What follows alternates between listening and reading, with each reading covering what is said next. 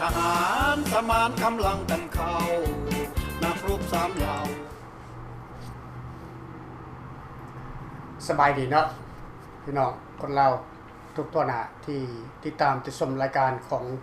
ฟรีลาวกับบ่แม่นเกี่ยวกับประเด็นการเมืองลาววันนี้ก็เป็นวันศุกร์วันที่24ตุลาคม2025พบกันในประเด็นการเมืองลาวของพวกเฮาเมื่อคืนนี้ข้าพเจ้าได้บอกถึงการสร้างต้นทุนเนาะต้นทุนของการขยายตัวของพรรคการเมืองของฟรีลาวกับบ่แม่นเนาะแล้วก็มีคอมเมนต์เข้ามาน้อยที่สุดประมาณ2คนเนาะที่คอมเมนต์เข้ามาอังตี้หรือว่าต่อต้านกับพวกเขาก็ถือว่าเป็นการดีจากคน7ล้านคนประชาชนคนลาวในประเทศมีแต่2คนเขานั้นที่คิดโกงข้ามกับพวกเขาถือว่า nothing บ่มีความหมายหยังหมดพี่น้องฉะนั้นแล้วพวกเฮาบ่ต้องร้อนใจแล้วก็บ่ต้องน้อยใจเนาะในสิ่งที่ว่าประนามในสิ่งที่ว่าต่อต้านพวกที่ต่อต้านพวกเขามานี่ตามคน2คน3คนเฮาบ่ควรจะเก็บขึ้นมาเป็นประเด็นในการต่อสู้ของพวกเขาเพราะมันจะเสียหายภาพพจน์ของพวกเขามันจะเฮ็ดให้ภาพพจน์ของพวกเขานี่เสียเนาะการที่ว่าข้าพเจ้าเว้าถึงการบริจาคต้นทุนพี่น้องแล้วเราก็ได้เว้าตัวอย่างมาถึงตัวอย่างของรัฐบาลอเมริการัฐบาลอเมริกานี่พรรคการเมืองใหญ่ที่สุดมี2พรรคพรรคน้อยๆพรรคคอนเซอร์เวทีฟน่ะโอเคก็ต้องขึ้นกับไอ้2พรรคนี้พรรคคอนเซอร์เวทีฟน่ะพรรคใหญ่ที่ว่าอยู่ในสภาก็มีพรรคเดโมแครตกับพรรครีพับลิกัน2พรรคโอเคนโยบายในการบริหารประเทศแม่นขึ้นกับ2พรรคนี้เนาะแต่ใน2พรรคนี้ประธานของพรรคหรือว่าผู้นำของพรรคหรือว่าผู้บริหารของพรรคเขาบ่ได้จกเงินในธงเขาเจ้าเขาบ่ได้จกเงินในธงเขาเจ้าเขามีเงินเดือนกินเป็นหมื่นๆแสนๆดอลลาร์แต่และเงินที่เขาเอามาบริหารพรรคกับเงินของประชาชนของคนอเมริกันผู้ที่เป็นสมาชิกในพรรคของไผของมันเพราะว่าคนอเมริกันนี่เขาเป็นคนหักษาเขาเป็นคนรู้จักการเมืองเพราะ 99% คนอเมริกันนี่ต้องจบไฮสคูลคันว่าไฮสคูลอยู่อเมริกานี่ซ้ำกับปริญญาเอกของประเทศลาวอยู่ในอเมริกาเขาประถมศึกษาแต่เทียบสการค่าของเทียบสการศึกษาของประเทศลาวแล้วแม่นปริญญาเอกให้เข้าใจพี่น้องคนลาวทั้งหลายโอเคฉะนั้นแล้วคนอเมริกันเนี่ย 99% นี่เขามีความรู้และเขารู้จักการปกป้องสิทธิของพวกเขาจึงบ่เสียดายในการบริจาคส่วนเงินส่วนหนึ่งที่เขาเจ้าได้มาจากทำงานมอบให้พรรคนั้นพรรคนี้เป็นบริจาคเขาเรียกว่า charity แต่เป็นพรรคใดก็ตามนักการเมืองกลุ่มใดก็ตามถ้าเขาพอใจเขาก็บริจาคไปโอเคอันนี้เขาบอกตัวอย่างให้ฟังบัดนี้แต่ละพรรคการเมืองอยู่อเมริกานี่เขาจะเอาเงินของสมาชิกพรรคนั้นไปแลนเวียดเกี่ยวกับนโยบายของเขาจับเขามีเงินหลายร้อยล้านอยู่ในแต่ละพรรคเงินมาจากสมาชิกทั้งหมดเพราะว่าคนอเมริกันทุกๆคนนี่บ่แม่นว่าเขาจะอยู่ไผอยู่มันบ่แม่นเขาจะช่วยเหลือพรรคการเมืองพรรคใดพรรคหนึ่งที่เขาพอใจเขาต้องทุ่มเทให้พรรคนั้นทำงานเพื่อประโยชน์ของชาติคนอเมริกันมันว่าง่ายเพราะว่าเขาเจ้าเรียนรู้ มาหลายร้อยปีแล้วเขาเป็นประเทศหนึ่งที่เจริญกว่าทุกๆประเทศในโลกนี้และเป็นประเทศเดียวที่เลี้ยงคนร้อยกว่าประเทศบอนละ100 ล้าน200 ล้านส่งให้ฟรีๆเงินน่ะแต่ละประเทศรัฐบาลลาวก็มาขอเงินรัฐสหรัฐอเมริกานี่ในเมื่อก่อนก็ได้ปีหนึ่ง30 ล้าน50 ล้านดอลลาร์โชคดีก็ได้ก็ได้100 ล้านดอลลาร์ก็มีบางปีจากหลายๆประเทศรวมกันแล้วก็ฮอด100 ล้านดอลลาร์อันนี้ข้าพเจ้าจะมาบอกถึงผู้ที่ว่าคิดต่างกับพวกเขาว่าการเมืองเป็นตั้งรัฐบาลเป็นพรรคการเมืองพรรคการเมืองของภายรัฐบาลฟรีลาวกัฟเวอร์เมนต์ก็ยังออกมาขอทานนำคนลาวอยู่ให้บอกพี่น้องอันนี้คู่ความคิดแตกต่างให้คิดว่ารัฐบาลลาวนั่นน่ะปกครองประเทศลาวมา50 ปีนะแต่ละปีต้องมาขอทานเอาอยู่ในสหรัฐอเมริกามาขอทานนำสหประชาชาติมาขอทานเอานำIMF ขอทานทุกๆประเทศไปขอทานนำไทยแลนด์ไปขอทานนำออสเตรเลียเห็นป่ะ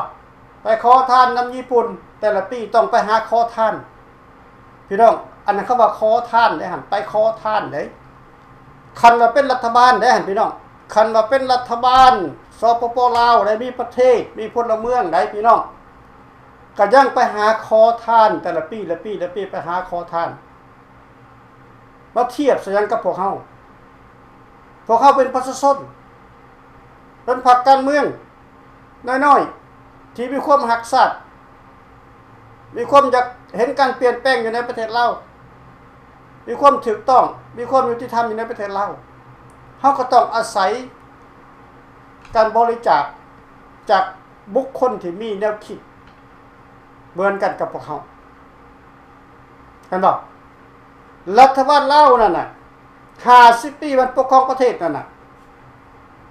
มันไปขอท่านต่างประเทศแล้วมันยังบ่แล้วอีกมันยังมาขูดเอาเงินนำประชาชนคนลาวอีกเห็นบ่แต่ละปีเก็บภาษีบ่นั่นเก็บภาษีบ่นี่เก็บแล้วเก็บอีกเก็บแล้วเก็บอีกเก็บอยู่2 ปี1 2 เทื่อ3 เทื่อก็เก็บอันนั้นละการขูดฮีมันบ่ได้ขอทานแน่มันบ่ได้ขอทานนำประชาชนคนลาวได้เนาะมันขูดฮีเอานำคนลาวแต่คนลาวบางคนนั่นน่ะมันสมองขี้กระเดื่อนมันบ่มีแนวคิดปัญญาหยังบัดมันได้แต่หม่นขี้ดินไปกินหญ้ากินดินไปบ่มีสมองบ่มีแนวคิดมันเป็นสมองขี้กระเดื่อนแต่ถ้าว่าสมองหมามันยังหูจักคว่ำมันยังหูจักหักเจ้าของมั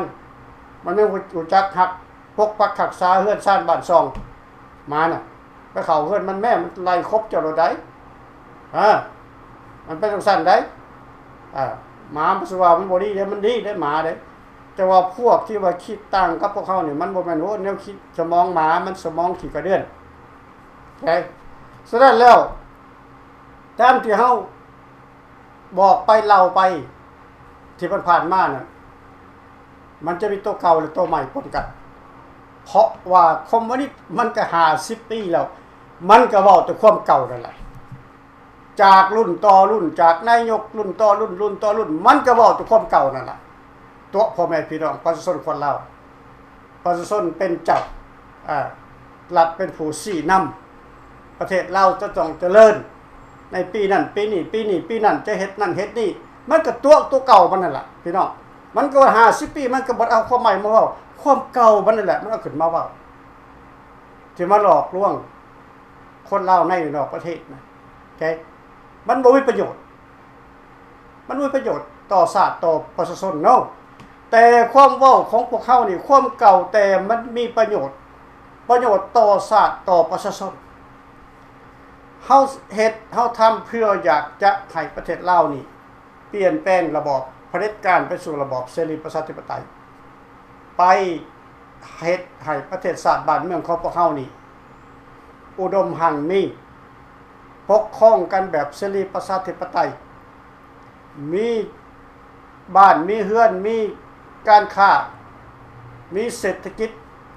บูมมิ่งอยู่ในประเทศลาวให้คนลาวของพวกเฮานี่ 7 ล้านคนนี่ได้อยู่กันแบบสุขสบายอยู่ในบ้านในเฮือนบ่ต้องหนีไปประเทศนั้นหนีไปประเทศนี้ไปหาขอเป็นแรงงานสั้นต่ำของเขาเจ้าเห็นบ่ประเทศไทยเดียวนี่จนบ่มีฮอดคนไทยอยู่ในประเทศไทยน่ะบ่มีฮอดบ่มีฮอดงานทำถูกลาวเขาไปแย่งนั่นทำงานถูกพม่าเขาไปแย่งทำงานไปแย่งงานถูกลาวถูกพม่าถูกเขมรไปแย่งงานเขาเจ้าไปญาติงานเขาเจ้าทำเฮ็ดให้คนไทยขาดงานทำก็ต้องได้วิ่งเต้นไปหาประเทศอื่นกันบอกพี่น้องและผู้ที่ว่าเขาบ่มีเงินมีคำจะไปประเทศอื่นเขาก็ทุกข์กันยากเพราะคนลาวประหยัดงานเขาทำคนพม่าเขาประหยัดงานเขาทำเขมรเขาประหยัดงานเขาทำกันบอกพี่น้องท่านคันว่าข้าพเจ้านี่เป็นรัฐบาลไทยนะก็สมมติว่าข้าพเจ้าเกิดเป็นคนไทยจะเป็นรัฐบาลไทยนะข้าพเจ้าจะบ่รับคนงานต่างดาวบ่รับเด็ดขาดบ่ให้รับคนงานต่างดาวพี่น้องเพราะมันเฮ็ดให้คนประเทศเฮาเนี่ยขาดงานทำและขาดรายได้ก่อนอื่นเฮาต้องเบิ่งคนเฮาซะก่อนเบิ่งคนเฮาซะก่อนว่าคนเฮานี่สมบูรณ์แบบระบบในการอยู่กินในการสร้างสาครอบครัวมีครบถ้วนระบบบ่มีบ่ได้ก็ต้องปรับปรุงและแก้ไขบ่แม่นจะเอาคนต่างดาวเข้ามาญาติงานคนตัวเองเห็นบ่พี่น้องมันก็มีข้อบกพร่องอยู่ได้หั่นในรัฐบาลของไทยก็ดีอันนี้ต้องขอกล่าวเกินน้อยหนึ่งลาวเฮาในเมื่อก่อนในสมัยราชสำนักจักรลาวคนไทยข้ามไปทำงานอยู่ประเทศลาวหลายแสนคนแต่เวียงจันทน์ลงมาหอดจำปาสักคนไทยข้ามไปทำงานอยู่ประเทศลาวพี่น้องจนหั่งจนมีจนล่ำจนรวยแต่เดี๋ยวนี้ประเทศลาวบ่มีงานทำมันเป็นยังบ่มีงานทำเพราะรัฐบาลข้าไปหาขอทานกินบ่มีเวลาที่จะพัฒนาประเทศชาติบ้านเมืองบ่มีแนวคิดและปัญญาที่จะพัฒนาประเทศชาติบ้านเมืองมีได้คิดแต่ว่าจะไปขอเงินประเทศใดในปีนี้ปีหน้าจะไปขอเงินอยู่ประเทศใดเห็นบ่พี่น้องแนวคิดของเขาเจ้ามีแต่แค่นั้นแล้วบ่อยากให้เฮาลุกขึ้นมาแก้ไขได้จังได๋เฮาจะนึกมื้นตามองเบิ่งซื่อๆเป็นไปบ่ได้ถ้าคนที่ว่ามีแนวคิดและปัญญาน่ะเขาอยู่ละล่ะบ่ได้นะคนทุกแทบจะตายหาข้าวกินบ่มีอย่าลืมว่าในประเทศลาวนี่น่ะ 70% น่ะคนทุกข์น่ะทุกข์จนบ่มีข้าวกินแต่ละมื้อน่ะกินข้าวมื้อนึง3คาบได้กินได้แต่มื้อละคาบเท่านั้นพี่น้องให้เข้าใจเด้อพี่น้องเด้อโอเคตอนนี้สบายดีท่านแม่โคสบายดีท่านดร.พลีได้ยินเสียงชัดเจนบ่น้องแจ้งดีอยู่ก็โอเคขอบใจหลายๆท่านดร.พลีที่ออกมามื้อนี้จะเป็นมื้อวันศุกร์เนาะท่านดร.พลีเนาะวันที่24แล้วก็ขอบใจที่เสียสละแล้วก็เวลาออกมาตามหน้าที่เวียกงานเนาะท่านดร.พลีเนาะครับเจ้าเองแม่คมศรีสัตนาขอทักทายสบายดีไปยังพ่อแม่พี่น้องชาวลาวเฮาที่ฮักแพงทั้งหลายอยู่ทั่วทุกมุมโลกแล้วก็ขอให้ชาวลาวเฮามองประเทศใดก็ได้ที่ฟังภาษาลาวออกนั้นให้เขาก็ติดตามชมแล้วก็ต่างประเทศก็คือประเทศไทยประเทศพม่าก็แล้วแต่ลาวทางในเฮาก็แล้วเลี้ยงจัดก็แล้วแต่ฟังแล้วให้ขอความกรุณาจากแห้งใจจากพี่น้องนั้นกดกันคนละไลค์คนละแชร์กดแชร์กันไปกด Subscribe กันไปคนละแชร์ขอ1แชร์พ่อแม่พี่น้องนั่นคือกำลังใจและแห้งใจทั้งสำหรับทหารการว่าฟรีลาวก็บ่แม่นของเฮานั่นที่ต้องการเนาะแล้วก็ท่านได้กดไลค์กดแชร์ได้ก็ขอให้มีความสุขเจริญพ่อแม่พี่น้องเนาะให้คนมีความสุขกันเจริญทุกคนทุกกูทุกคนทุกครอบครัวเนาะพ่อแม่พี่น้องเนาะอย่าลืมกดไลค์กดแชร์กด Subscribe คนละ1แชร์ขอบใจ เอาละครับเจ้าจะมองว่าหลายใหญ่ห้างมือจะขอเข้ารายการครับท่านดร.อีกมือหนึ่งเนาะเป็นมือสุดท้ายเกี่ยวประเด็นกับท่านดร.ปริออกมาว่ารัฐบาลดาวนั่นน่ะขอทานกินข้าพเจ้าก็เคยอธิบายไว้หลายปีผ่านมาแล้วว่าพวกนี้นับตั้งแต่เขาเข้ามาหลังจากโคตรล่มมาที่2 ธันวาแล้วก็มาขอข้าวไทยกินขออาหารไทยกินสมัยนั้นเอาไม้ไปแลกข้าพเจ้าก็ยังอยู่ประเทศลาวอยู่ในนครเวียงจันทร์นั่นหลังจากวันที่2 ธันวาแล้วจนเกือบ2 ปีครับยังค่อยกลับมาเมืองไทยจนปิดชายแดนไปแล้วพ่อพี่น้องแต่ยังไม่นานยังบ่ายตั้งแต่ผู้แหล่ท่านดร.ปรีพ่อพี่น้องท่านผู้ชมผู้ฟังรับตั้งแต่74-75มาผู้แหละสมัยนั้นน่ะตั้งแต่เซ็งเนี่ยรัฐบาลเขาว่าผสมกันอยู่ใหม่ๆแล้วก็โค่นรบกันถ้าบ่มีเข่าได้อื่นอยากมาแค่นก็เอาตัดเอาไม้เขาส่งเขาว่าทั้งเนื้อบักน้องคายสมัยนั้นมันยังบ่มียังบ่มีขัวจะไหนสะพานไทยลาวสะพานแห่งแรกสะพานมิตรภาพไทยลาวอยู่หนองคายนี่ยังบ่เกิดขึ้นเลยพ่อพี่น้องสมัยนั้นคนกันไปข้ามบักไปเอาไปแลกเข่าไทยมากินเอาไม่มีแต่ไม่ดีๆท่านดร.ปรีท่านผู้ชมผู้ฟังพ่อพี่น้องมีแต่ไม่ยังงามไม่ดูไม่แดดไม่เป็นราคาทั้งนั้นเนี่ยทางไทยเอารถ10 ล้อมาขนเอาเมื่อกับคนไม่ได้หลายเนาะขั้นเป็นทางอีกสะพานดีขึ้นที่ขั้นเป็นเกี่ยวเขามาขนเอาจังซี่แต่โอ้ยแต่สิรวยขั้นเป็นประเทศลาวขายไทยเนี่ยพ่อพี่น้องกับบ่ได้ขายสมัยนั้นท่านดร.ปรีเอาไปแลกข้าวไทยมากินเพราะฉะนั้นจังค่อยมีข้าวกินพออยู่ได้ทหารตำรวจข้าราชการสมัยนั้น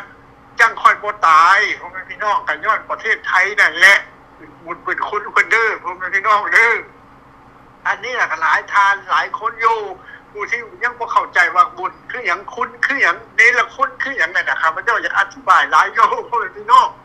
อันนี้ก็ขอให้เข้าใจแล้วแต่ว่าผู้ใดทานใดที่เข้าวัดเข้ามานั่นก็คงสิรู้จักเนาะมีการศึกษาได้จักหน่อยเนี่ยอันนี้คือสิรู้จักคำว่าบุญคือว่าคุณนี่พ่อพี่น้องอันนี้แหละพ่อพี่น้องให้เข้าใจว่านโยบายของรัฐบาลลาวนั่นแหละ2 ปปลาวนับตั้งแต่ผู้หลักมาจนฮอดเท่าเดียวที่ท่านดร.ปรีก็ได้อธิบายว่ากี้นี่ว่า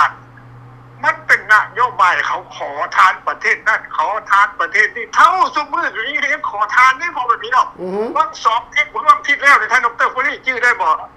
นายกไทยอนุทินไปป้อนระยะใหญ่ได้50 ล้านนี่ท่านดร.ปรี50 ล้านบาทนี่นั่นจะขอทานอีกได้เห็นพอแบบนี้เนาะขอโทษครับว่าข่าวมันยังยังขัวอยู่เลยขอช้างมาตลอดเขาห้องวันนโยบายของสปปลาวนโยบายพวกซ้ำเหนือนี่นะนโยบายพวกอันเชียงขวงหัวพันนี่ออกมาจากทับเป็นนโยบายคนที่บ่มีการศึกษาบ่มีความรู้บ่มีความสามารถที่จะไปสร้างสรรค์พัฒนายืนอยู่ด้วยแล้วเคียงของตนเองเขาห้องวันนโยบายขอทานมากินมาแดดว่าจะแตกใส่ถุงเจ้าของมาให้พี่ให้น้องกินบ่แม่นขอทานมาแล้วกันมาให้อันพ่อแม่พี่น้องมาสั่งหมอโรงเรียนมาซื้อปื้มซื้อสอให้พี่น้องชาวลาวอันนั้นเป็นการดีได้หมดท่านดร.ปรีข้าพระเจ้ายังชี้ย่อยอมันขอทานประโยชน์ตัวอันนั้นเป็นท่านดร.ปรีขอทานต้องพัฒนาให้มาสั่งสรรค์ประเทศเจริญอันนั้นมันจะข้าพระเจ้าชี้ย่อในโลกเขาก็ชี้ย่อในพ่อพี่น้องเป็นบอกเขาก็ชี้ว่าตัดการช่วยเหลือซ้ำเป็นบอกอันนี้ขอมากินมาแดดแต่ส่วนตัวแล้วหล่นขึ้นหลังผมย่อยเป็นพักให้คนพระราชวังประเทศไทยกันยังบ่ปั่นรถ3 คัน 4 คันลูกชายมันคันละ50-60 ล้านดอลลาร์ต่อปีอันนั้นมันบ่แม่นแล้วมันเป็นคอร์รัปชันมันเป็นการโกงซ่องโกงซ้ำบ่นำก็ยังมาเก็บภาษีเถื่อนคือท่านดร.ปรีมาขูดที่เก็บภาษีให้ภาษีนะภาษีหัวสวนแคบเงินแคบทองอันนั้นหนังสือเพิ่นก็จะกี่สมัยพ่อแม่เฮาให้ขายให้กันแต่มันบ่มีฮอดหนังสือมอบให้กันให้ลูกให้หลานเป็นบุญมรดกเฮ็ดกินโลดใครนะเดี๋ยวนี้เพิ่นว่าเฮ็ดเก็บเงินเก็บทองแล้วก็ไถเอาเงินเขาจักหน่อยพ่อแม่พี่น้องที่รู้จักหมดในอนาคตข้างหน้านี่ครับเจ้าว่าก็สิบ่มีพลาดดอกในอนาคตข้างหน้า5 ปีหรือ10 ปีข้างหน้านี่ทุกเข้าติดดีเข้าหลายแล้วก็เฮ็ดหยังบาดนี่มันสิเก็บค่าพ่อแม่พี่น้องเข้าซ่วมนี่นะมื้อนึงเข้าซ่วมจักเทื่อมันสิได้รายงานมันได้พ่อแม่พี่น้องมันเก็บแล้วบาทนั้นผู้ใดทำมันสิฮอดบาทนั้นผู้ใดทำแทนดร.ปรีครับเจ้าคิดว่าเป็นแบบนั้นบ่ได้เพราะว่ามันขูดที่ไปทุกสิ่งทุกอย่างหมดเลยเด็กค่าไฟกับขูดที่ขึ้นเลยเด็ก3 ปี4 ปีทั้งนายเป็นแพงเขาค่าน้ำประปาก็จื้อได้บ่น้ำก๊อกน้ำของดูดน้ำของขึ้นมาอันขายให้ประชาชนหลายจอกมือมามือบ่มามือได้อาบมือบ่ได้อาบก็ยังขึ้นอีกได้นั่นอันยังเก็บภาษีอีกได้นั่นพวกพี่น้องเบิ่งคักๆนี่พวกรัฐบาลพวกหมาพวกนี้น่ะพวกพี่น้อง ข้าพเจ้าว่ารัฐบาลพวกนี้มันเป็นพวกบ่มีความคิดบ่มีปัญญามันเป็นหมาขี้เหือนออกมาจากถ้ำได้ข้าพเจ้าว่ามันก็สิถือได้แท้ดร.ปุรีหรือว่าจังได๋แม่นเบิดเว้าอีกถึกอีกมันเป็นหมาขี้เหือนออกมาจากถ้ำแล้วก็มาเฝ้าอันบ่เงินบ่คำเฝ้าคุมเงินคุมคำเฮ็ดหยังบ่ได้แล้วก็เอากินคนเอาแล้วบัดนั้นยืมเงินกินบ่ได้หลายมาสร้างทางรถไฟเลยแล้วก็เอากินมันเขาก็มาทวงหนี้ก็ให้กินมาขุดเอาแล้วบัดนั้นเพิ่นก็อวดอ้างว่าแล้วกันมาตั้งธนาคารคำมาได้ยินบ่พ่อแม่พี่น้องท่านดร.ปุรีท่านผู้ชมผู้ฟังเพิ่นว่าเพิ่นตั้งธนาคารคำน่ะนะรับผู้ได้เอาเงินเอาคำไปฝากเพิ่นจะให้เปอร์เซ็นต์นั่นน่ะโอ้ธนาคารทำในโลกนี่ข้าพเจ้ายังเห็นอยู่ประเทศเดียวนี่ละประเทศลาวนี่ตั้งธนาคารคำขึ้นไว้ขนาดอยู่ในกลางเมืองน่ะนครหลวงเวียงจันทน์ป๊าดโธ่ประเทศลาวนี่ฟังเบิ่งแล้วคือสิห่างสิมีเนาะมีฮอดธนาคารคำพุ่นฟังมูลประชาชนพันยางแห่กันไปเฮ็ดงานเฮ็ดเวียกอยู่ประเทศไทยเพิ่นยังบ่เป็นอันนั้นก็เชื่อได้หั่นคนลาวเชื่อได้เขาอยู่อันนี้ล่ะพ่อแม่พี่น้องมันตัวมันหลอกมันลวงมันขี้โกงมันขี้อวดมันขี้คุยให้เบิ่งหน้าน่ะแต่ละคนนั่นน่ะพ่อแม่พี่น้องที่ออกมาได้เป็นสมุกที่ท่านเทพอยู่ออกมาเนี่ยขอขอบใจด้วยขอซื้อด้วยท่านเทพอยู่ขอบใจอีกน้ำแดงเอาออกมาแต่ละเทื่อในพ้นเพิ่นน่ะนายพันเพิ่นขนาดแล้วคนผู้หญิงก็เห็นอยู่เมื่อวานนี่ผู้หญิงคนนึงก็สิอายุ60กว่าแล้วนุ่งสิ้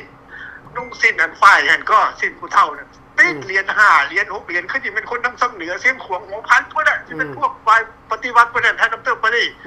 แล้วก็นายพลเพิ่นน่ะนายพลเอกพลโทเพิ่นติดเหรียญป้าโต14 15เหรียญจนว่าตกพอหัวเข่าเพิ่นจะเป็นบาลฮอดส่งพุ่นแล้วติดฮอดส่งพุ่นแล้วมันหลายโพดเด้เพราะว่ามันว่ายังเขาว่ายังภาษาคอมมิวนิสต์เนี่ยข้าพเจ้าเบิ่งแล้วก็ชาวโลกเขาเบิ่งแล้วดีเด่นเอาออกบ่น่าสิเอาออกมา Facebook ให้คนเห็นคนเบิ่งในท่านดร.ปรีอันนั้นเป็นการขายหน้าเพิ่นเองได้ว่าโอ้พวกนี้ออกมาจากทำพวกหมาขี้เหือนบ่เคยมียศบ่เคยมีฝาเป๊ปซี่เนาะอันที่มันติดกันเงินฝาเบียร์ฝาเป๊ปซี่โรงงานเป๊ปซี่หนองไห้นะรัก8รัก10พนันดูนครหลวงเวียงจันทน์ข้าเจ้าฮู้ดีเพราะเป็นพี่น้องโรงงานเก่งขนาดฝาเป๊ปซี่แล้วมันติดแล้วก็ทบกันเป็น10กว่าอันพุ่นโอ้ทราบแล้วแล้ววันนี้ข้าพเจ้าเหลียวเบิ่งหน้าพวกนายพลนึงก็ท่านดร.เฮ้ยอันนี้จะบ่แม่นดูถูกเนาะอันนี้เว้ากันตามความจริงเนาะพอพี่น้องให้สังเกตมันคักๆเลยหน้าบ่มีราศีหน้าเศร้าๆหน้าเละๆโอ้มันบ่สมเป็นนายพลในดร.ปรีท่านสิเว้าแล้วกันได้ดร.ปรีพวกรสพอันนี้ก็รปภอยู่เมืองไทยขนาดยังหน้าดีมีสง่าหน้าขาวโจ้อันนี้ดร.ปรีอันนี้บ่เปรียบเทียบเบิ่งนายพลน่ะทหารน่ะได้พวกคณะปฏิวัติเพิ่นนั่นก่อนโอ้ยแล้วคือหน้าโบราณนี่ข้าพเจ้าว่าอันนี้บ่นายลาวนายสปปลาวนายพลนายพันแต่มันบ่หน้าคือหน้าบ่มีราศีแท้อันนี้ก็ยังบ่ให้กันเป็นนายพลนายพันอยู่ข้าพเจ้าว่านี่แหละพ่อแม่พี่น้องการปกครองน่ะการศึกษานี่สำคัญที่สุดในพ่อพี่น้องเพราะฉะนั้นลาวนี่ข้าพเจ้าก็ขอโทษเนาะข้าพเจ้าก็ไปใหญ่อยู่ประเทศลาวตั้งแต่ยังย่างบ่เป็นพุ่นแหละแต่ว่าเกิดอยู่ฝั่งนี้เป็นคน2ฝั่งโขงมาเปรียบเทียบว่าเบิ่งการปกครองแล้วโอ้ยมันก็ไกลกันหลายไกลกับโลกเขาหลายท่านดร.ปรีท่านผู้ชมผู้ฟังอันนี้นะข้าพเจ้าก็บ่แม่นดูถูกแต่ว่าผู้ที่ดีเนี่ยนะผู้ที่มีความฉลาดผู้มีการศึกษาเนี่ยดีมาหมดแล้วพอมาพี่น้องมันเป็นลาวอพยพแล้วก็มนุษย์ต่างประเทศได้ดับได้ดีเมื่อแล้วคือข้าพเจ้าท่านดร.ปรีลูกเต้าก็ได้เรียนจนจบคอเลจเพิ่นแล้วคนก็เป็นลอเยอร์ด็อกเตอร์เป็นหมดเป็นบ่อันนี้แหละพอมาพี่น้องได้หวนกลับขึ้นมาเบิ่งว่าลาวนอกกับลาวเฮาสมัยตั้งแต่ก่อนหลังจาก75มาถึงปัจจุบันนี่50ปีเต็มๆแล้วท่านดร.ปรีพอพี่น้องท่านผู้ชมผู้ฟังเขาบ่มีการพัฒนาอย่างสร้างสรรค์ดอกแล้วก็เกลเวียดนามนี่แหละเป็นคุ้มหัวคุ้มกระบาลอยู่ย่องอยู่ทั้งมาไล่เหยียบอยู่เฮ็ดหยังเด่งก็บ่ได้อยู่ในสภาเนี่ยเขาก็คุ้มไปปึ๊ดพ่อแม่พี่น้องเพราะฉะนั้นสิให้มันเจริญได้จังได๋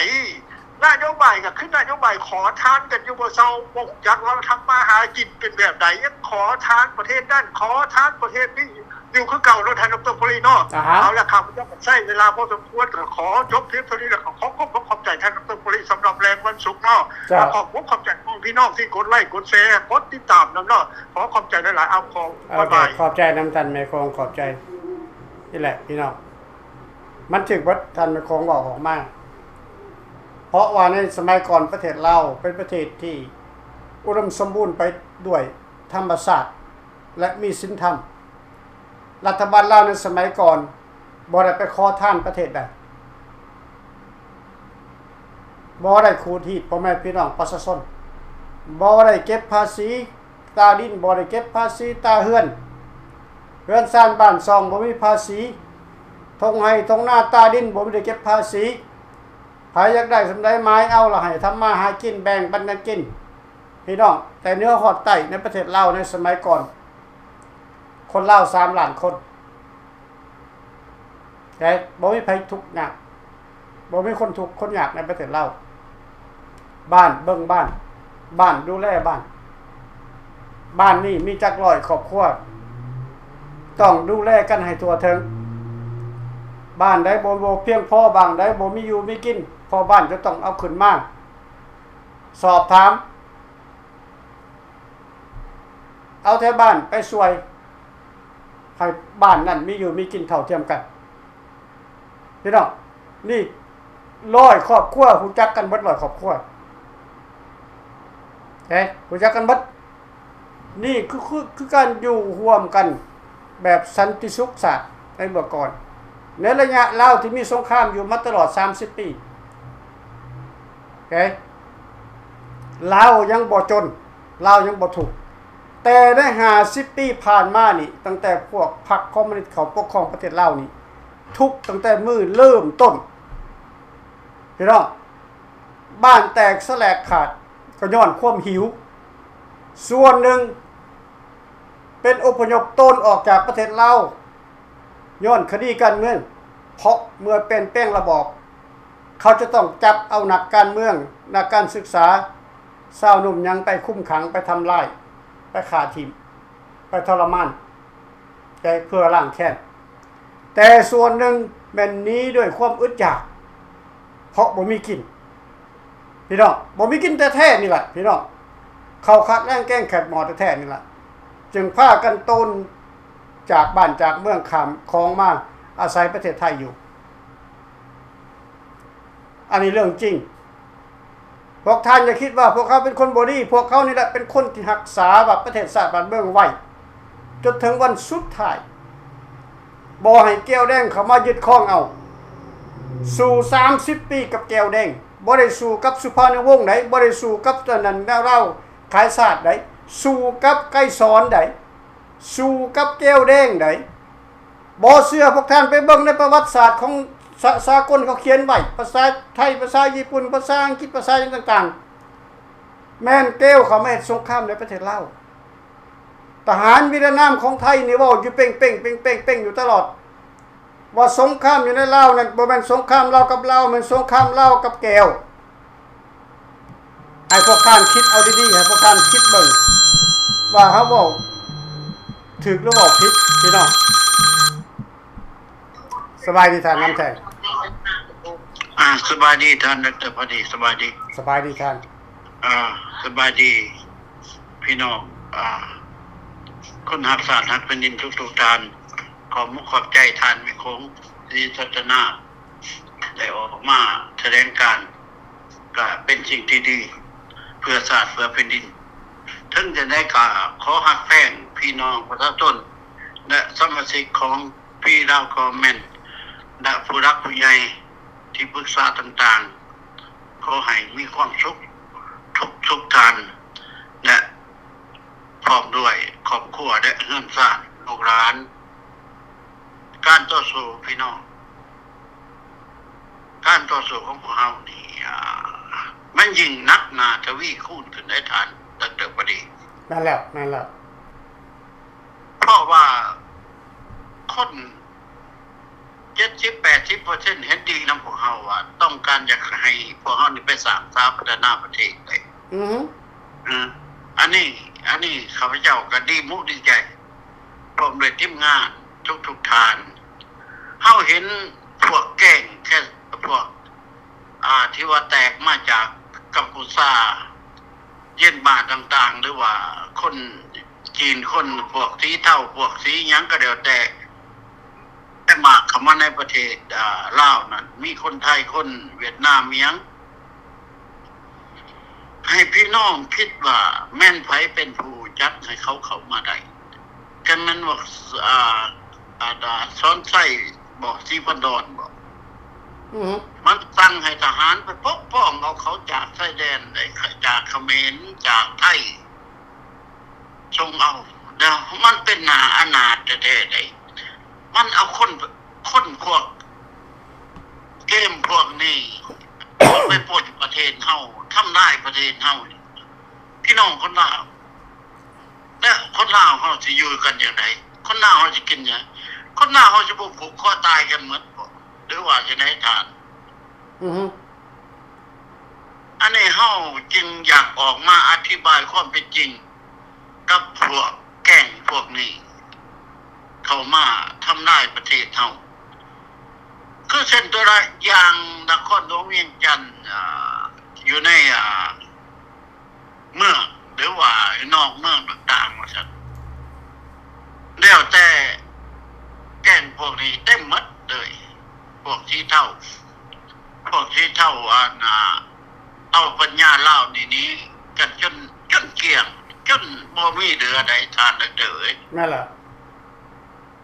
พวกนี้หันนะบ้านข้าพเจ้าที่สารวัตรอัตตปือ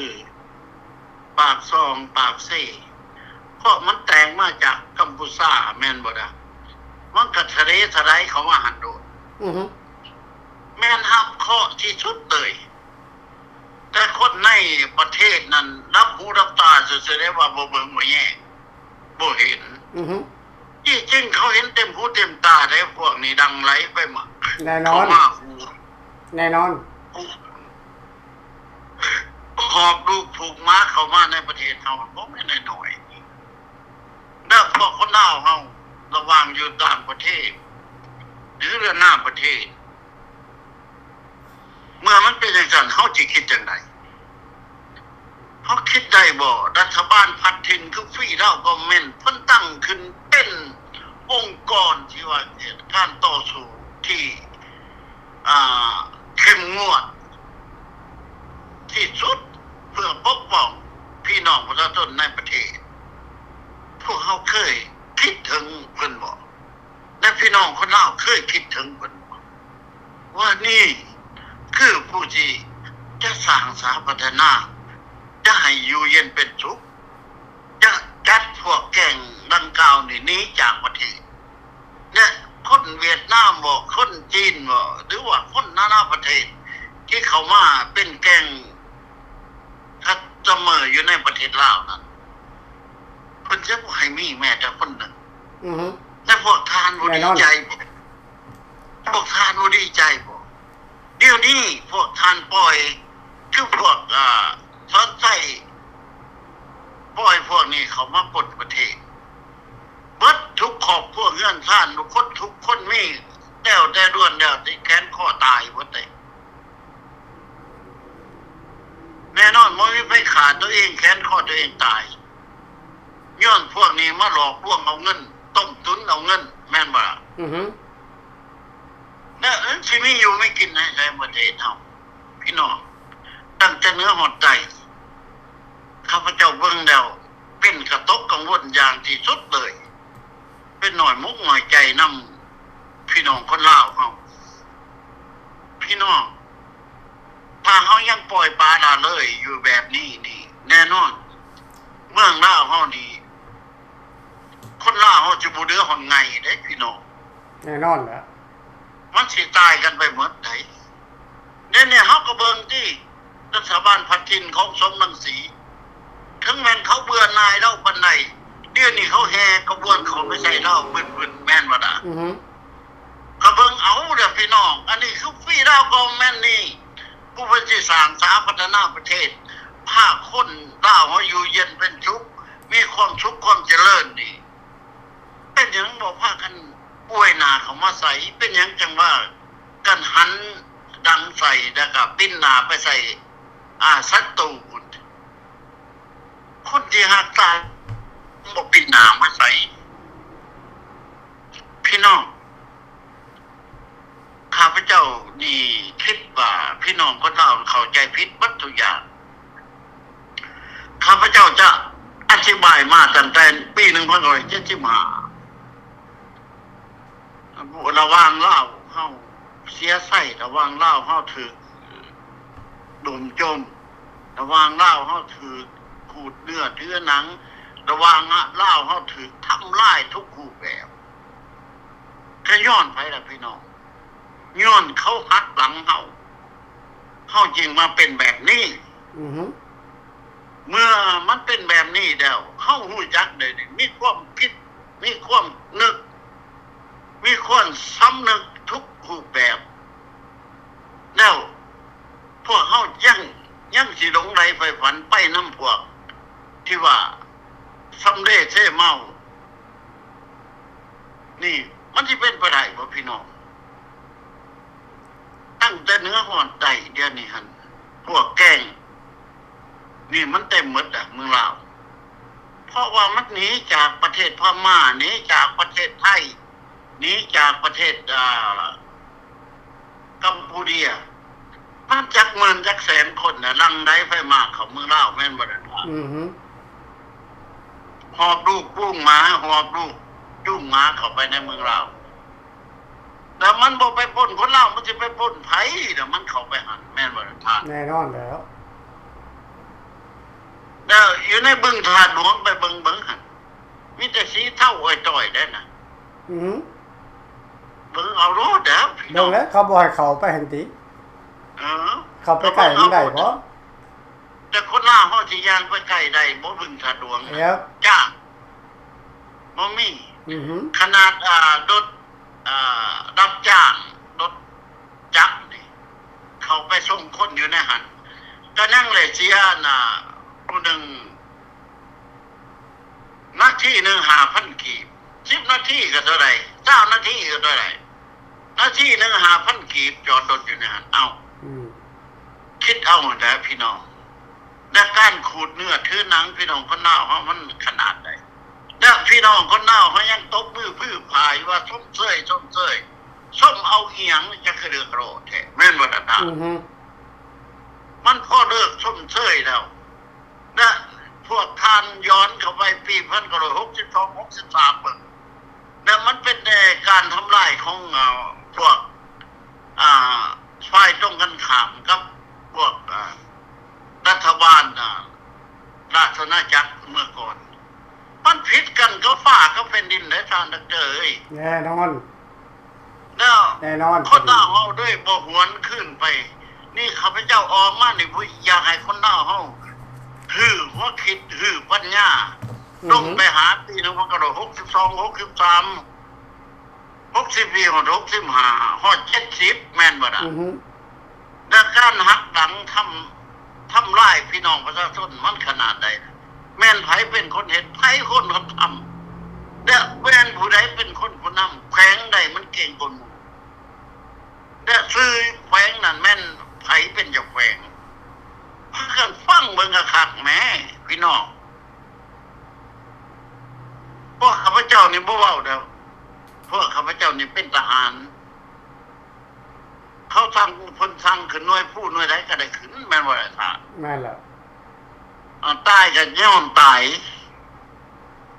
ถวายชีวิตกอบกู้เอาเอกราชประชาธิปไตยเพื่อประเทศชาตินั่นคือหน้าที่ของทหารนั่นแม่นคือหน้าที่ของพวกข้าพเจ้าเฮ็ดซึกบนไหนด้านหนาซึกบนไหนแห้งเขาโยนลงไปใส่โดดเห็นบ่กระบูบอกง่ายๆไปโยนให้โดดโยนลงโดดพวกลาบเก่านี่เขานาซึกอยู่ตลอดเนี่ยเดี๋ยวนี้ข้าพเจ้ายังมีสื่อมีเสียงอยู่ยังมีอยู่พี่น้องยังมีปากมีเสียงอยู่คนที่พวกดังกล่าวที่ว่าเคยเป็นทหารรวมรบรวมกู้ชาติสู่ศึกศัตรูควรจะหันหน้าเข้ามาจับมือถือแขนกันแม่นบ่ล่ะท่านแม่นพวกท่านเห็นหน้าข้าพเจ้าได้เห็นหน้าพวกทีมงานทุกท่านเขาไปจัดงานอยู่วันใดเขาก็เสนอออกให้พวกท่านได้รับรู้หมดแต่พวกท่านยังหลงในไฟฝันยังไปตบมือพื้นป่าน้ำพวกที่ว่าพ้นชาติพ้นแผ่นดินคือสปป.ลาวนั่นยังซุ่มเซ้ยมันอยู่ตลอดมันสิเหลือหยังล่ะเดี๋ยวนี้พี่น้องมันสิเหลือหยัง บ้านข้าพเจ้านี่เขตบ้านข้าพเจ้าสารวัตรอัตตปือปากซองปากเช่สารอันนี่ล้วนแล้วแกล้งพวกแกล้งเอียงคนอื่นแก้มมือพวกแก้มมือนี่เขามาเต็มหมด พวกสแกมเมอร์ พวกแก้มมือนั่นเต็มหมดแล้วเฮือนเขารู้แล้วขนาดใดเขาอยู่สะดวกสบายขนาดใดเขามีเงินมีคำง่าจักใส่พวกเราเขาคนคิดได้นี่แม่นบ่ล่ะ แล้วนั่นแล้ว แล้วเขามาวางมือว่านมือซื่นนี่ตื่นขึ้นมานี่บางทีคนหน้าเขาจ้างเอาคนหน้าเขาไปสั่งเงื่อนสั่งซ่านสั่งบ้านสั่งทุกอย่างให้เขานั่นแล้วคนหน้าเขาบ่มีอยู่มีกินต้องแลนไปเฮ็ดให้เขาหมดเมื่อเขาแดนไปเฮ็ดให้เขานั่นแบบนั้นคือกันเขาไปสนับสนุนได้ มันก็ แก้ แม่น ม แล้ว แม่นบ่ล่ะ ฮะ ให้เขามีอยู่มีกินให้เขามีเฮือนซ่อนนอนอยู่สบายเฮือนซ่อนบักดังบักใหญ่บักโตอันนี้ล่ะพี่น้องคนลาวเฮายังไปหลงไหลไผพันนำพวกดังกล่าวนี่แล้วประเทศลาวเฮาในภายใน50 ปีนี่มันมีหยังได้เกิดขึ้นแม่นอยู่ระหว่างจีนสีเทามันสร้างนครหลวงเวียงจันทน์มันเจริญรุ่งเรืองอยู่หันแต่คนลาวเฮาไปตบตาใส่อยู่ในนครหลวงเวียงจันทน์นะเปิดหูเปิดตาใส่มันบ่แม่นของคนลาวพี่น้อง มันสร้างไว้ให้มันเอง มันมีแต่เจ็ดสีเท่าอยู่นะแม่นบ่ล่ะ มันสร้างไว้ให้มันเอง มันสร้างให้มันเองของมันเองได้คนลาวเฮาเขาไปหันจอรถแต่ไปส่งคนอยู่แน่นั้นหน้าที่1 5,000 กีบได้เอารถเด้อ10 นาทีเสียเท่าใดแม่นบ่ล่ะเฮาคนคิด ก็คือเขาเองนี่แหละการน้ำแข็งคือพวกเขานี่แหละพวกเขามาอยู่ในอเมริกานี่พวกเขามีเงินพวกเขาก็ซื้อนั่นซื้อนี่เป็นของเขาซื้อดินซื้อดอนสร้างเฮือนสร้างซ่านมันก็เป็นของเขาเจ๊กมันสร้างมันก็เป็นของเจ๊ก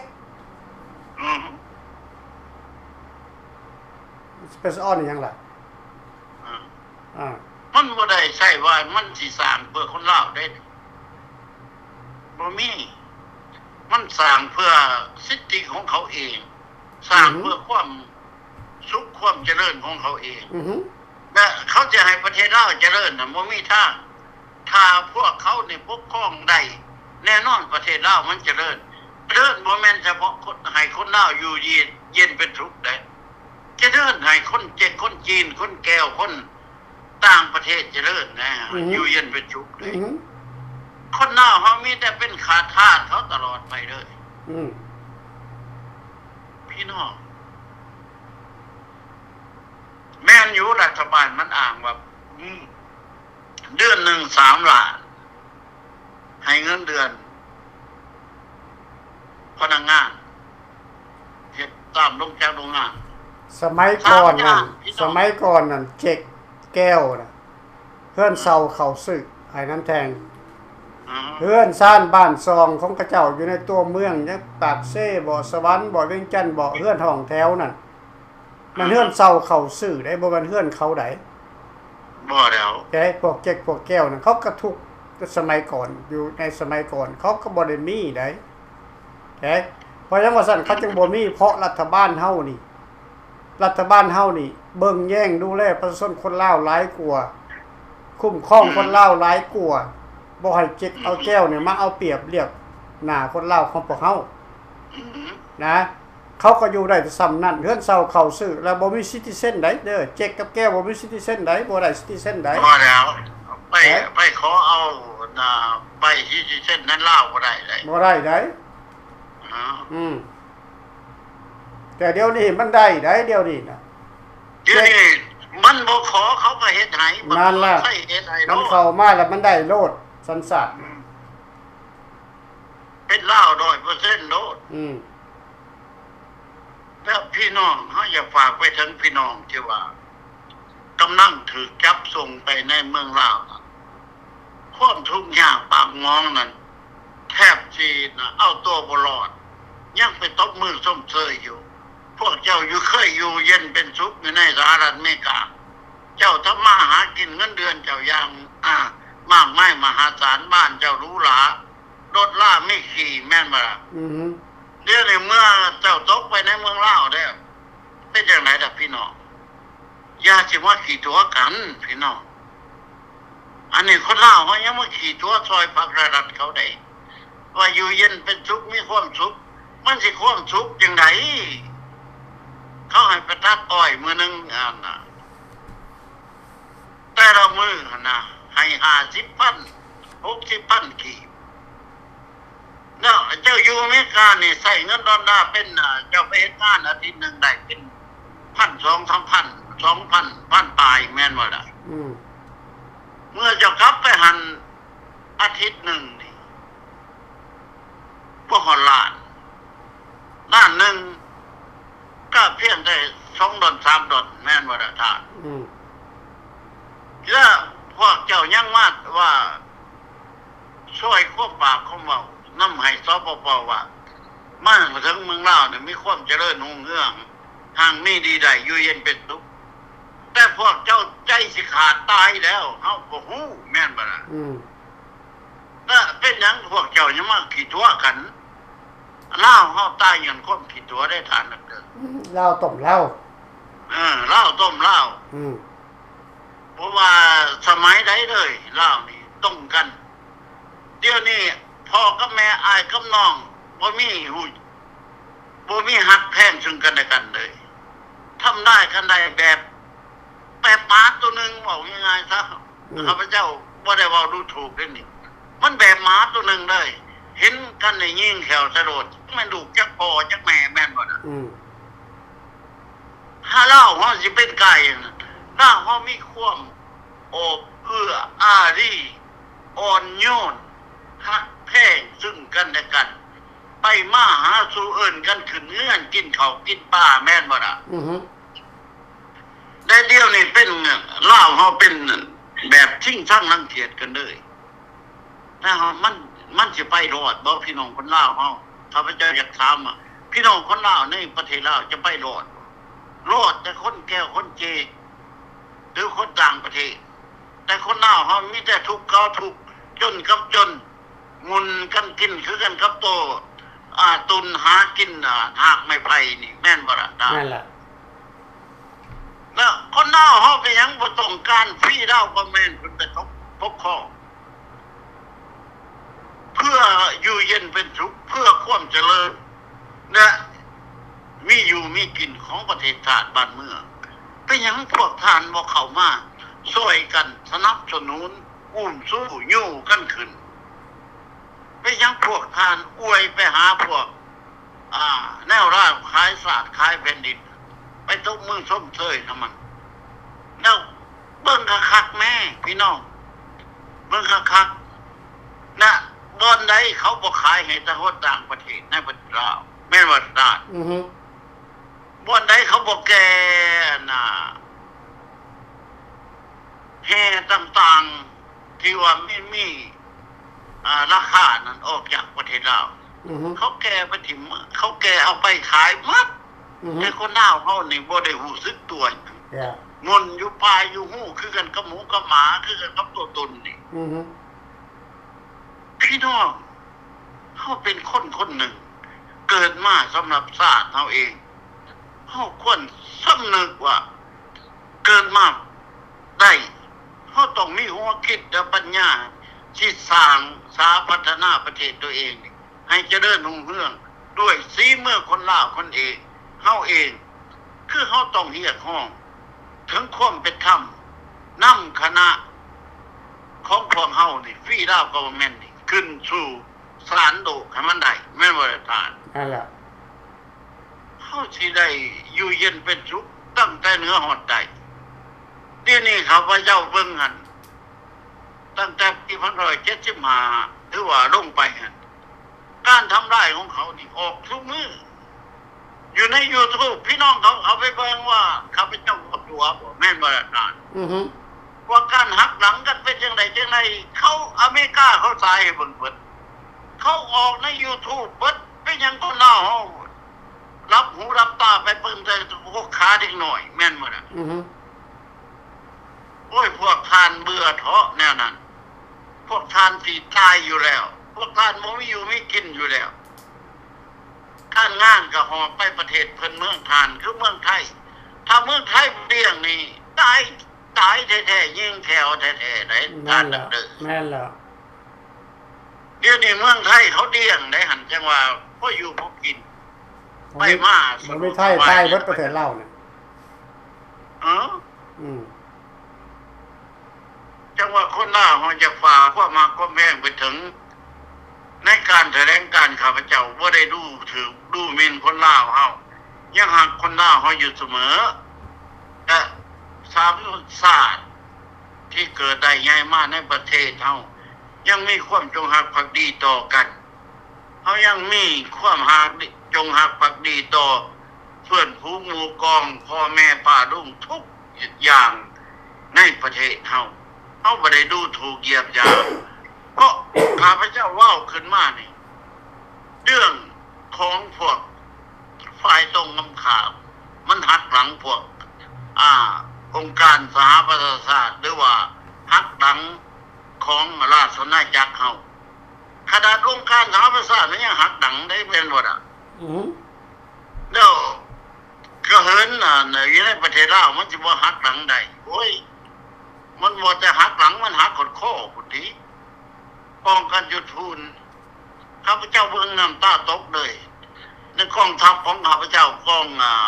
ท่านราบที่เก่านี่เข้าไปอยู่ในเมืองปักเสเดียนแถวกันที่ขึ้นยุ่นเข้าไปอยู่ในค่ายพุ่นที่ไข่ที่จริงว่าเขาไปเดียนคิ้วกันเขาโดด66ผ่าเต้นเขาพกเอาเด็กก็แล้วจ้อยจักไปแจ้งอยู่มาได้บ่ฮู้เลยจักไปตายบ่ได้บ่ฮู้เลยลูกเมียก็บ่ฮู้ไผก็บ่ฮู้นั่นเห็นบ่ข้อว่าโอเคนายพ้นไปสิได้พ้นเอกพ้นโทแม่นบ่ล่ะนายพันสิได้พันเอกพันโทมันว่านายร้อยสิได้นายร้อยเอกร้อยโทนายจ่าสิได้นายร้อยมันบอกคิดว่าแล้วมันได้บ่ล่ะได้คือลูกปืนอากาศมันเท่านั้นแม่นบ่ล่ะท่านคนได้พวกเฮานี่ทหารกองทัพแห่งชาติได้แต่ลูกปืนอากาศมันเท่านั้นคนเป็นกองร้อยของพัน3คนเท่านั้นนะปกครองนั่นปกปักรักษานั่นตบปืนใส่แต่ละมือนั่นและเดี๋ยวนี้ข้าพเจ้ามาว้าวเดี๋ยวนี้พี่น้องข้าพเจ้ายังสงสัยว่าเป็นหยังพี่น้องคนลาวหันหนีดีดอนเข้าไปหาเขาตบมือพื้นผ่าน้ำเขาจงหักภักดีน้ำเขาแล้วให้ความสนับสนุนอุ้มสู้เขายังไปนั่งต้มเซ้ยน้ำเขาบ่อายตัวเองการปี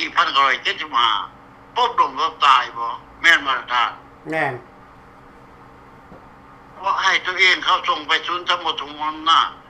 คือกันกับท่านเคหลายท่านได้รู้จักท่านเคได้ไปสมนาถึกบ่วงที่ว่าสุขขา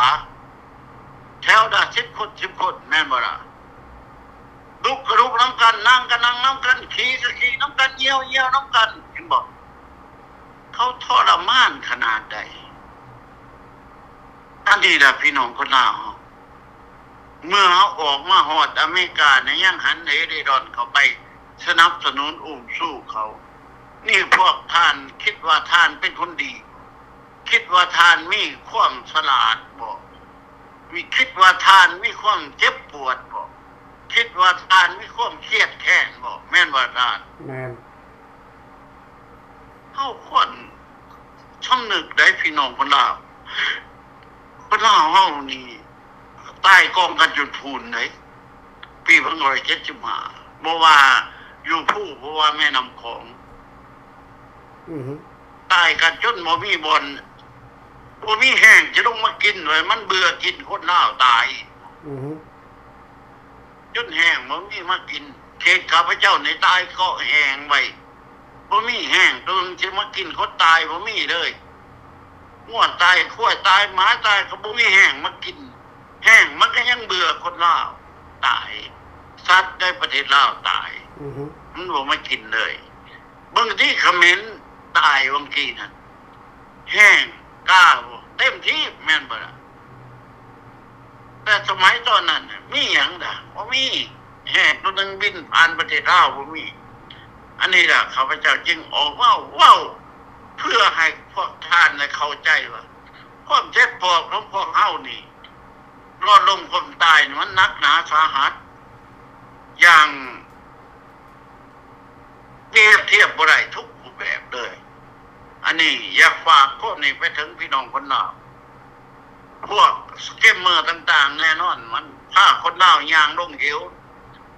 บ่เดือพวกคนแบบนี้ต่อไปบางไรคนมีเด็กๆน้อยๆนะมันก็ปล่อยมันก็เอาโดดบางไรมีน้อยนึงมันก็เอาโดดแบบนี้แม่นบ่ล่ะท่านอันนี้อยากให้คนลาวเฮาตื่นตัวคือกันกับเขาออกมาพวกสมรังสีเขามีรัฐบาลพัฒทินได้แต่ลาวเฮาก็มีรัฐบาลพัฒทินคือพี่ดาบ่แม่นบ่ล่ะ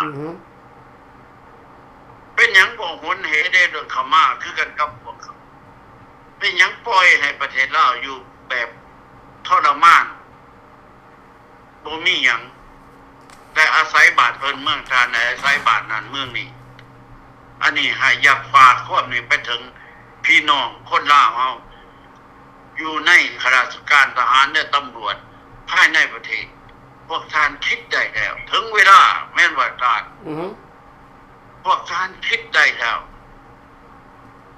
อย่าสิยอมให้แก้วคมเหงอย่าให้แนวยอมพวกสแกมเมอร์นี่ขาระหลังศูนย์พันพาวลาวเฮาเถาะพี่น้องพวกเฮาควรคิดทุกคนเด้อทานอันนี้ขอขอบใจทานนะพอดีได้ขอขอบใจทานผู้ชมผู้ฟังเฮามาหักกันแพ่งกันไว้คนดาวเฮาสามชนชาติพี่น้องเฮาเฮ็ดหยังเฮาก็เฮ็ดได้ถ้าเฮาหันหน้าก็มาหากันแม่นว่าทานเพื่อชาติเพื่อแผ่นดินขอขอบใจทานแล้วก็พอดีอันนี้ก็ขอออกมาประกอบเพื่อน้ำตำนี้เนาะขอบใจได้เอาไปขอบใจทางน้ำแตงขอบใจหลายๆนี่แหละคือความเป็นห่วงเป็นใยเนาะของฐานน้ำแทงที่เพิ่นออกมาเพื่ออยากจะส่งข่าวถึงคนลาวทุกคนได้เข้าใจถึงความเป็นจริงในสมัยก่อนและในสมัยปัจจุบันว่าเหตุการณ์มันบ่ได้แตกต่างกันบ่มีการพัฒนาบ่มีการแก้ไข50 ปียังคือเก่าแห้งโหดกว่าเก่าอีกพี่น้องพยายามมันจะโหดกว่าเก่าเพราะ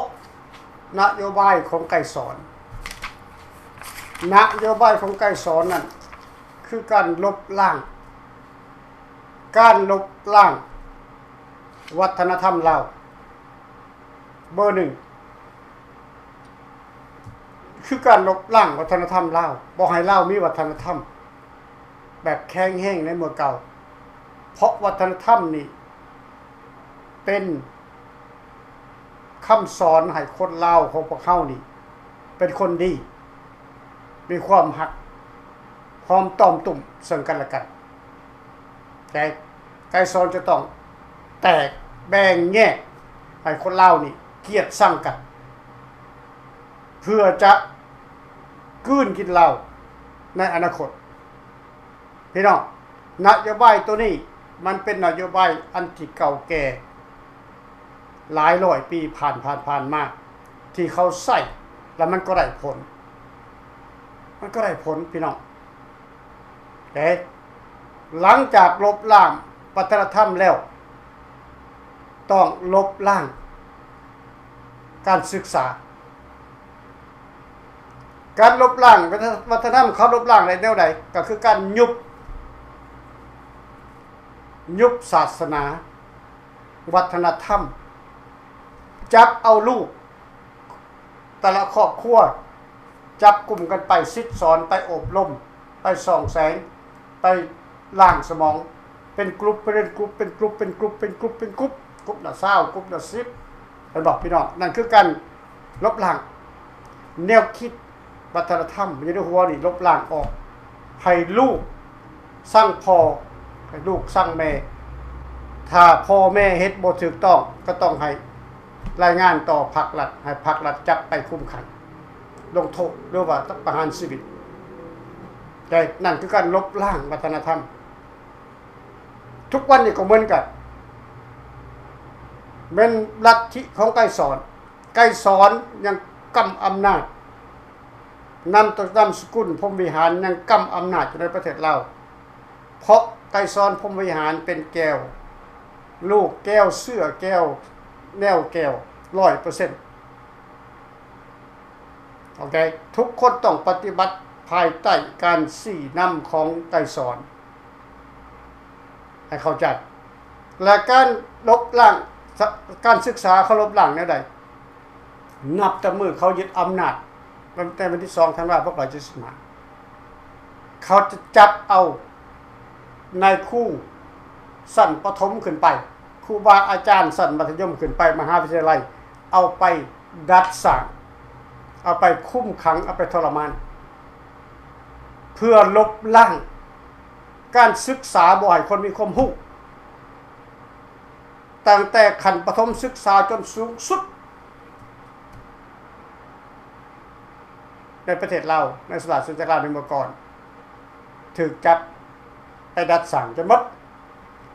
ถ้าผู้ใดหัวไว้ก็ต้องโต้นออกมาก่อนก็บ่ได้ถูกจับยังบ่แล้วอีกไกรสอนสั่งเอาการปึ้มสมุดการศึกษาทุกแขนงตั้งแต่ป .1 จนฮอดมหาวิทยาลัยเอาไปจุดไฟถิ่นหมดบ่ให้มีการศึกษาแบบเก่าฉะนั้นรัฐบาลลาวในปัจจุบันนี้บ่มีความสามารถจะพัฒนาการศึกษาไปได้ไกลเพราะการศึกษานั้นมันล่มจมไปหมดแล้วมันหายสาบสูญไปหมดแล้วและพวกนี้เขามาแต่ป่ามาแต่ผู้มาแต่เขาบ่มีความคิดจะมาสร้างการศึกษามาพัฒนาการศึกษาความรู้ความรักขึ้นมาใหม่ได้เพราะเขาบ่มีปัญญาและถ้าประเทศใดบ่มีการศึกษาประเทศนั้นก็จะทุกข์จะต้องจนจะต้องยากไปตลอดพี่น้องเพราะรัฐบาลเป็นผู้คุมอำนาจถ้ารัฐบาลต้องการอยากให้คนนั้นชั่วคนนั้นบ่มีความรู้นะรัฐบาลก็ต้องตัดการศึกษาออกไปแล้วยังบ่แล้วอีกแต่ปัจจุบันนี่เปลี่ยนนโยบายใหม่มาอีกทุกคนจะไปเรียนหนังสือต้องเสียเงินบ่เสียเงินบ่ได้นับตั้งแต่ป .1 ขึ้นไปจนฮอดมัธยมต้องได้เสียเงินเห็นบ่พี่น้องนั่นแหละคือการลบล้างศาสนาและวัฒนธรรมและการศึกษาลาวเฮาจึงตกเป็นประเทศกำพร้าในปัจจุบันนี้กำพร้าบ่มีเจ้าของไผเป็นเจ้าของประเทศลาวบ่มีแต่แก้วคุ้มอยู่ในปัจจุบันนี้และเฮาอยากได้ประเทศลาวนี่ขึ้นมาให้คนลาวของพวกเฮานี่เป็นเจ้าของมันผิดอยู่หม้องใดพวกท่านคิดว่ามันผิดอยู่หม้องใดและเฮาบ่ได้เฮ็ดแบบหุนแห้งเฮาเฮ็ดแบบสันติวิธีเฮาเรียกร้องความเป็นธรรมจากองค์การสหประชาชาติเพื่อให้ฟื้นการทวงสัญญาณขึ้นมาใหม่เพื่อให้ลาวนี่ร่วมลาวใหม่และไล่คนต่างชาติออกไปไล่แก้วออกไปไล่รัฐบาลไกรสอนออกไปและเอารัฐบาลลาวเข้าไปปกครองคนแก้วนับตั้งแต่ปัก175มาจนถึงปัจจุบันนี้ที่มาเกิดในประเทศลาวก็ตามต้องจับส่งประเทศแก้วให้หมดเสื้อแก้วล้านแก้วลูกแก้วเล่นแก้วในประเทศลาวเข้ามาในประเทศลาวใน75เป็นต้นมาฮอดปัจจุบันนี้จับส่งประเทศแก้วหมดบ่ให้เหลือไว้ลูกเจ๊กก็คือกันเข้ามาได้75ต้องจับส่งประเทศจีนหมดบ่ให้มีเหลือไว้ให้มีแต่ลาวกับลาวเท่านั้นอยู่ในประเทศลาวนี่ให้มันมีแต่ลาว 100% นี่อยู่ในประเทศลาวนี่บ่ให้มีเจ๊กแล้วก็บ่ให้มีแก้วเถื่อนเข้ามาอยู่ในประเทศลาวพวกท่านบ่มักบ่นโยบายนั้นนี่พวกท่านบ่มักบ่นะคันมักเข้ามาพวกเขาเปิดประตูต้อนรับทุกท่านในการต่อสู้ของ3เหล่าทหารกล้านี่ชัดเจนแจ้งข่าวดีพี่น้องบ่ได้ปิดบังบ่ได้ย่านกลัวหยังหมดเฮาบอกไปจริงๆโลดเฮาบ่ได้ตัวได้บังวิธีการต่อสู้เพื่อกอบกู้เอกราชลาวของพวกเฮา แล้วพวกท่านจะเอาแนวใดอีกต่อไปพวกท่านมีแนวใดเข้ามาเจรจากันมาคุยกันมาร่วมกันนโยบายของ3เหล่าทหารกล้าก็บ่แม่นว่าจะถึงไปตลอดพวกท่านก็อาจจะมีแนวดีๆเข้ามาก็เข้ามาร่วมกันคุยกันจับมือถือแขนกันเป็นหนึ่งในการต่อสู้พี่น้องเนาะเอาจะได้ก็ตามขอบคุณขอบใจขอบคุณขอบใจนำท่านน้ำแท่งและท่านเมโคงศิษตนักแล้วก็ขอบใจนำท่านผู้ชมอย่าลืมกดไลค์กดแชร์กันต่อไปแล้วก็ Subscribe ให้มันได้หลายล้านคนพี่น้องเฮ็ดให้ข้าพเจ้าเห็นเบิ่งการต่อสู้นี่ถ้ามันบ่ได้ประเทศลาวบ่ต้องมาตี3เหล่าทหารกล้าเพราะ3เหล่าทหารกล้าบ่ได้มีพลังจะไปยึดอำนาจได้ในค่ำคืนได้นอกจากแต่พวกท่านจะกดไลค์กดแชร์จับกด Subscribe เท่านั้นเนาะเอาจะได้ก็ตามพบกันใหม่ในอาทิตย์หน้าขอบใจหลายๆ